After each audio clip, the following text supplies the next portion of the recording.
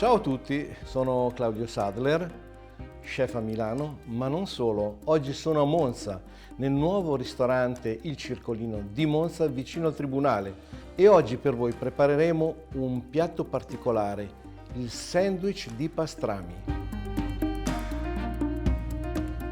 Dopo il risotto al salto alla milanese, passiamo a questo panino molto particolare che grazie alla cultura ebraica si è trasferito in America e si è diffuso in tutto il mondo. Io e Lorenzo Sacchi saremo qui a preparare questo panino per voi e vi faremo vedere tutti i processi per avere un ottimo pastrami da servire anche a casa vostra. Per preparare questo panino abbiamo bisogno di una parte del quarto anteriore che si chiama punta di petto. È una carne piuttosto grassa, quindi va pulita con attenzione per eliminare tutto il grasso e manteniamo la fascia muscolare che è definita flat, quindi la parte più bassa di questa carne, che ovviamente deve essere di manzo, di un buon manzo. Tutti gli scarti possiamo utilizzare per fare o dei ragù oppure degli hamburger o anche dei fondi a seconda della situazione. Dobbiamo passare alla seconda preparazione, quindi la salamoia, dove poi andremo a marinare la nostra carne. Faremo bollire una pentola di acqua misurata in proporzione a quelli che sono gli altri ingredienti, a cui aggiungeremo sale fino, zucchero di canna, miele ed aglio e portiamo tutto ad ebollizione. A parte, in un altro sauté, faremo tostare leggermente il pepe nero in grani, semi di senape, semi di coriandolo e pepe di Giamaica. Quando saranno tostati li aggiungeremo all'acqua. Dopodiché aggiungeremo nuovamente cannella, chiodi di garofano, zenzero in polvere, peperoncino secco e per finire il sal nitro per dare sicurezza ed evitare che poi la carne possa prendere il famoso botulino.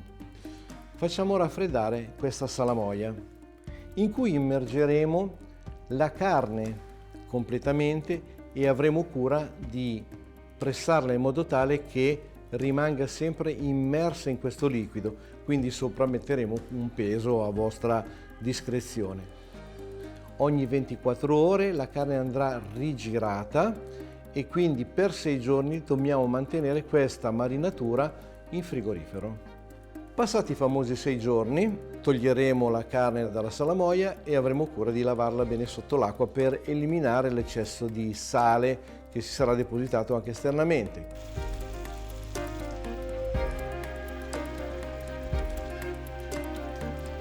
Quindi asciughiamo per benino con un panno pulito la carne e prepariamo la carne per la marinatura a secco che tecnicamente in America si chiama rub. In una padella antiaderente faremo tostare nuovamente semi di coriandolo, semi di senape e pepe nero in grani. Dopodiché andremo a frullare tutto quanto aggiungendo a questo punto semi di finocchio e paprika affumicata.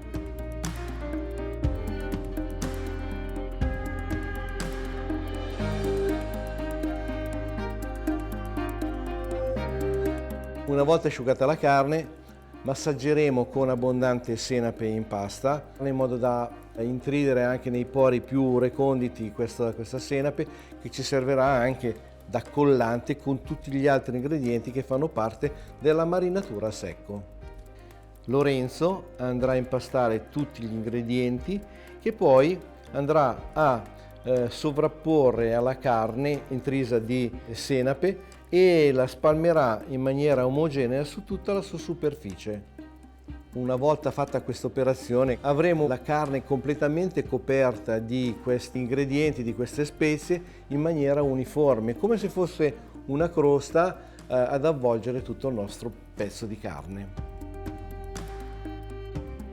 Sarà un po' scaldata con tutto questo massaggiare, quindi per temperare la carne la rimettiamo in frigorifero su una griglietta quindi dovrà scendere nuovamente di temperatura. Lasciamola per circa un'ora, un'ora e mezza, quindi l'avremo pronta per essere poi cucinata nel nostro forno X-Oven.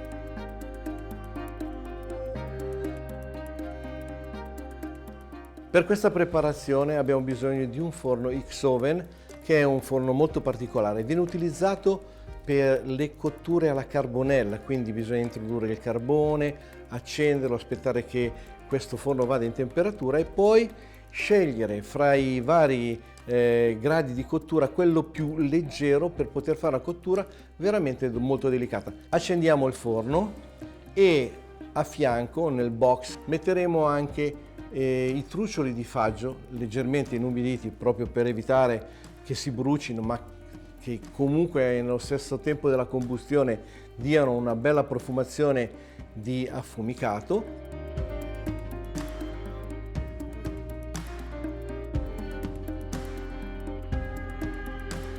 Iniziamo la procedura, quindi portiamo il forno a temperatura, quindi passate le 2 ore di frigorifero, poniamo il nostro pezzo di carne nel X-Oven, nella parte più alta, nel cassetto più alto, dove la temperatura mediamente sarà fra i 100 e i 110 gradi. Controlliamo che la temperatura sia stabilizzata e statica per almeno 4 ore, controlliamo ogni tanto, se serve apriamo le valvole o le chiudiamo a seconda della temperatura che troviamo all'interno e teniamo il braciere vivo quel che serve. A casa potete fare comunque questa preparazione che ovviamente noi facciamo con un forno professionale o con un braciere, chiudendo poi la carne con il suo coperchio e mantenendo le braci molto basse, quasi spente, per almeno 3-4 ore. O se volete farlo in un forno potete tranquillamente farlo, sempre con una temperatura di 100-110 gradi e portandolo a cottura. Se avete una sonda, ricordatevi che il punto di cottura al centro, diciamo al cuore della carne, deve essere di circa 70-72 gradi.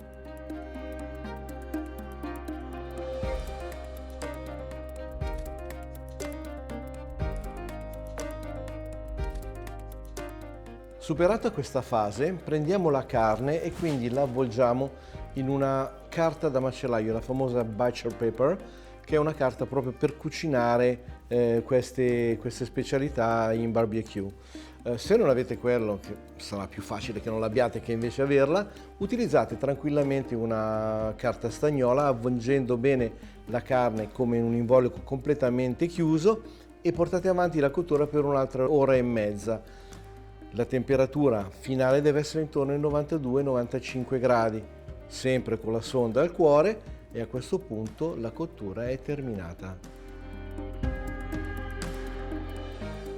A fine cottura lasciamo la carne riposare nel suo involucro proprio per dare la possibilità a tutti i succhi che si sono sviluppati e decentrati dal cuore della carne di ritornare alla loro sede originale e quindi assumere quello che è, diciamo, l'aspetto più godurioso di questa carne, quindi la succulenza e l'uniformità nel taglio. Non tagliate mai questa carne appena cotta.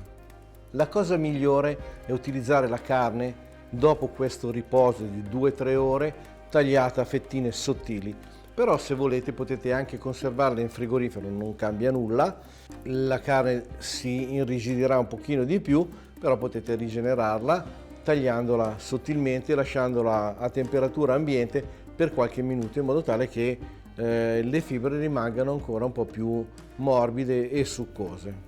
Quindi tagliamo la carne a fette sottilissime con un coltello ben affilato.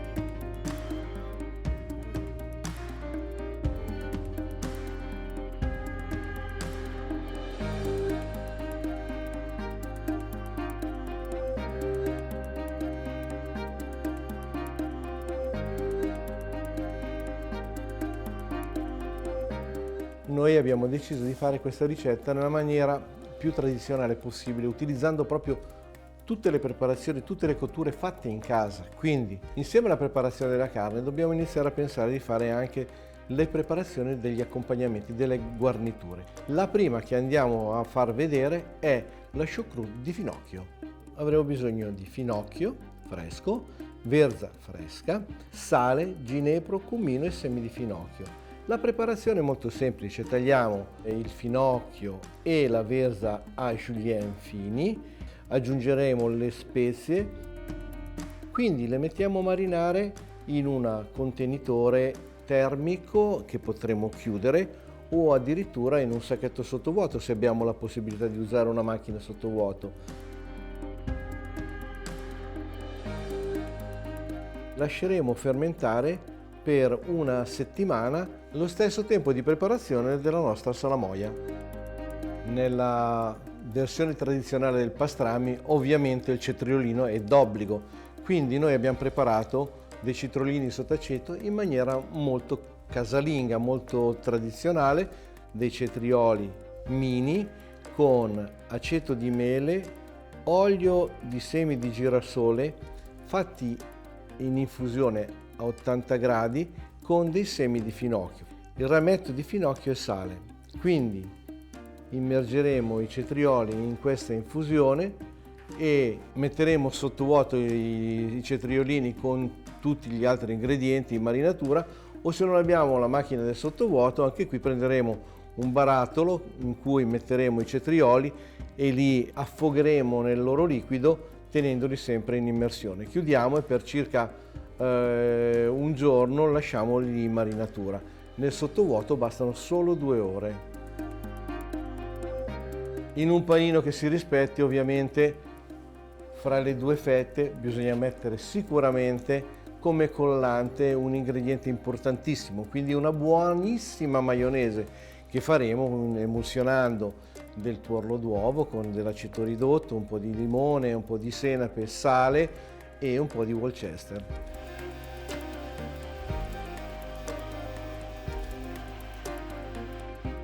La prepariamo e a questa maionese poi aggiungeremo altri ingredienti che sono yogurt, cipollotto tritato finemente, senape in grani, rafano, cetriolini tritati, succo di limone, bianco d'uovo tritato, sodo ovviamente, erba cipollina, prezzemolo, cerfoglio, sale e pepe. Alla maionese aggiungiamo tutti questi ingredienti e sicuramente non vi tratterrete nel farne una cucchiaiata con un pezzettino di pane. E siamo pronti per assemblare il nostro pastrami. Iniziamo a tostare il pane, facciamolo leggermente raffreddare, spalmiamo con la maionese al rafano, cospargiamo con la choucroute di finocchio e verza, sovrapponiamo la carne abbondantemente.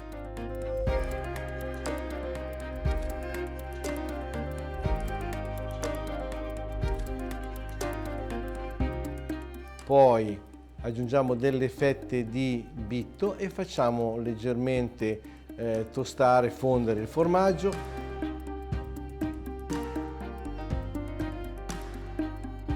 Dopodiché aggiungeremo dei cetriolini, aggiungiamo nuovamente della choucroute di verza e finocchio e quindi copriamo il tutto con la seconda fetta di pane che ci sta aspettando.